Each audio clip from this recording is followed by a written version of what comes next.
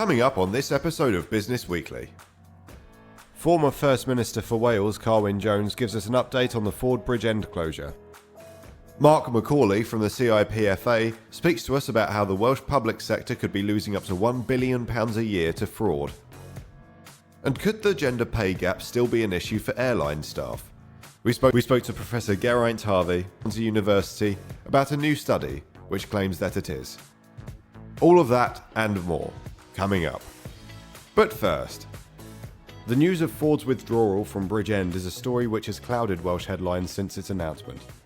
To get an update on Bridgend and the impact of the withdrawal, we spoke to former First Minister of Wales, Carwyn Jones, AM.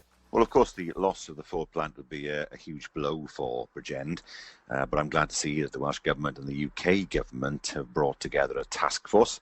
There are three strands to the task force's work. Firstly, looking at helping the workers at Ford to get equivalent, but obviously different employment.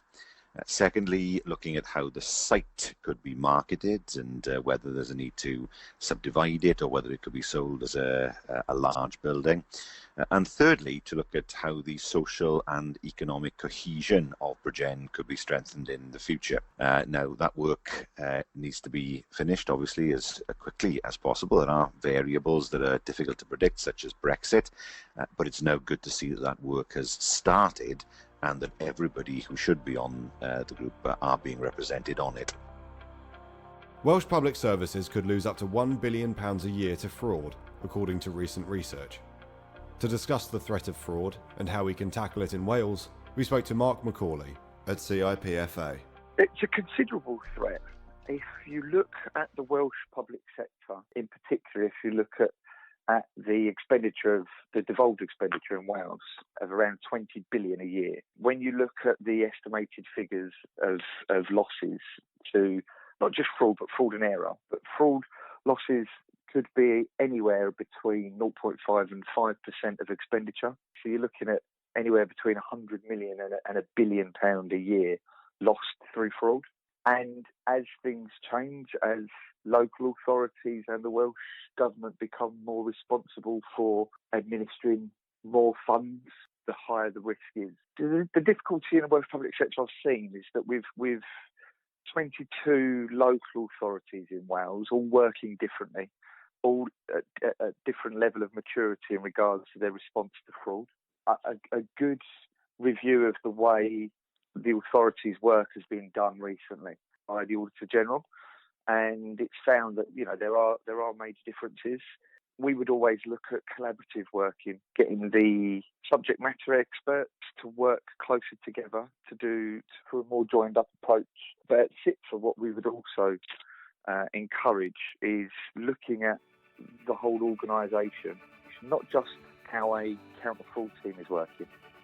According to research conducted by Swansea University, a gender pay gap still exists for employees within the airline industry. To discuss the findings, we spoke to Professor Geraint Harvey. The research isn't so new. It's around 5 years old now. It was research conducted by myself and a colleague at the University of Bristol back in 2014. But colleagues at the School of Management and myself have gone back to this data and just taken a look. We were interested in the sort of gender component.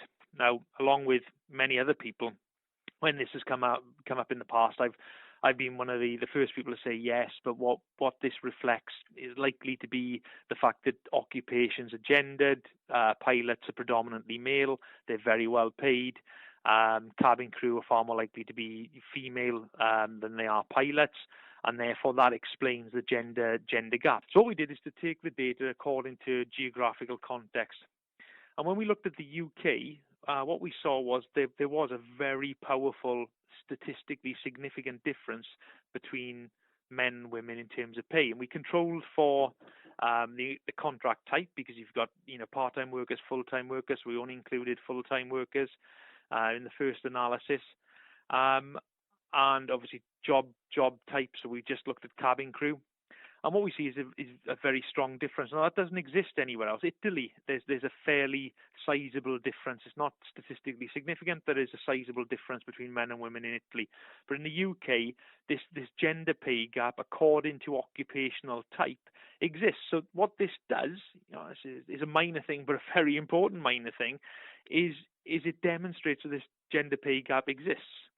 So even if you discount this, pilots are predominantly male, cabin crew female. If you just take one occupational group, in this case cabin crew, you can see a statistically significant difference in the pay of either group. The University of South Wales has opened Wales's first dedicated university incubator at its Cardiff campus. To find out more, we spoke to Richie Turner from the University of South Wales. The incubator is the brainchild of Professor Jones Evans, who's the Pro-Vice Chancellor of Enterprise at the university. I think the first thing to say is that we are more than simply a co-working space. We are here to increase basically the likelihood of a startup company surviving its first 2 or 3 years in business. So everything we do is geared towards developing and growing that new startup company. I think the biggest offer, which we're really chuffed about, is that USW graduates and alumni can apply for the first 6 months of being in the incubator for free. We've had a range of companies sponsor some places, so that means that we can reduce, I suppose, the barrier to start up as low as possible. Cost-wise, we've tried to keep this incredibly competitive, so we think we are cheaper than the co-working spaces in Cardiff. Newport Wafer Fab, the UK's leading 20mm silicone chip semiconductor processing facility, has completed a multinational pound refinancing deal. To discuss the company and the deal, we spoke to Rob McKay and Paul James. The site was sold and rebranded as Newport Wafer Fab back in September 2017 with funding from Welsh Government, HSBC and a private consortium, which obviously secured the future of the fab and around 500 jobs. So Newport Wafer Fab, or NWF, forms a key part of the compound semiconductor cluster in Wales that contains the complete supply chain linking R&D at Cardiff and Swansea universities via the Institute of Compound Semiconductors and the Compound Semiconductor Centre to epitaxial growth at IQE, wafer processing at NWF, largely on equipment manufactured at SPTS down the road in Newport, with packaging options at Microchip in Caldecott. In addition, the investment in the CS Applications Catapult helps end users with their design and characterization. It's expected that between all the partners within the CS Connected umbrella that we will realise an additional 3,000 to 5,000 high-value jobs in the next few years. I mean, in essence, the reason for the refinancing was to allow us to settle the deferred consideration that was owed to Infineon. It was also to allow us to invest in manufacturing equipment and a new CHP plant. Basically, this CHP plant will allow us to reduce utility costs when it's fully commissioned, and it's due to be commissioned in around December of this year. Also, another key fundamental of the refinancing was to restructure the Welsh Government loans. So at the point of acquisition in September 2017, Welsh Government obviously kindly were part of the consortium that helped with the acquisition from Infineon, and this refinancing allowed us to, I guess, reposition the Welsh Government loans at more market acceptable rates from an interest perspective. So it's more commercial rates. Other than that, the refinancing also allowed us to buy some back end of line equipment from Infineon. So I mean that's broadly what was the driver of the refinancing, I guess. A proposed quadrupling of the rate of VAT on renewable energy systems, including solar panels, could backfire by putting customers off going green. We spoke to David Jones of Hafod Renewables to find out more. The VAT hike is currently the government have got an energy saving document directive where they offer 5% VAT on energy saving materials such as solar panels, heat pumps, insulation, and it's designed to give homeowners an incentive to sort of put these technologies in at a reduced rate.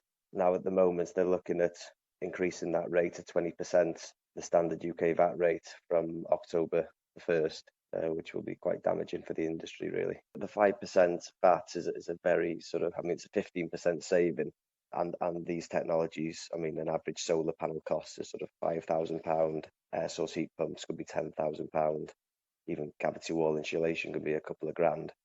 So 15%, on £1,000 is £150. So for every £1,000 spent, that's going to add a big bill to the customer. I think the government should keep it at the current 5% VAT rate, and it has helped a lot. It's helped, a lot more solar panels and insulation go in. So the idea is to keep houses warm, keep energy efficient. There are 8,000 sudden cardiac arrests outside hospitals in Wales every year, and only a 3% survival rate.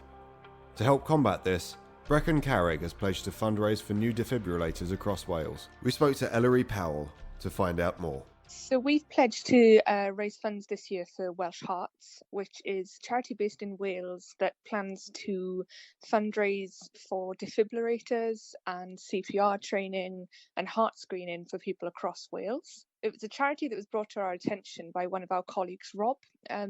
He works in the engineering team here at Bretton Carrick, and his daughter was born with some heart defects. And so she spent her life, and to this day still has regular checks in hospital, and she's had operations. She's numerous ongoing operations. So it was a charity that was quite close to their hearts. And when he suggested that we worked with them, we looked into it and we actually thought, yeah, this is fantastic. It's a great fit for us. And they were looking to place as many defibrillators across Wales in rural areas and communities and towns that don't have one yet. So they're very expensive.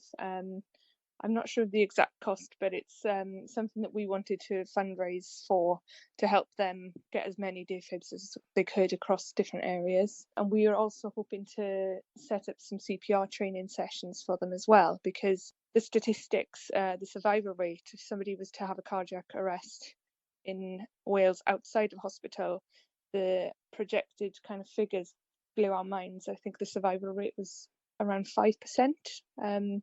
Whereas if a defib was located in the area and somebody was trained to use that, the survival rate would jump up to around 50%.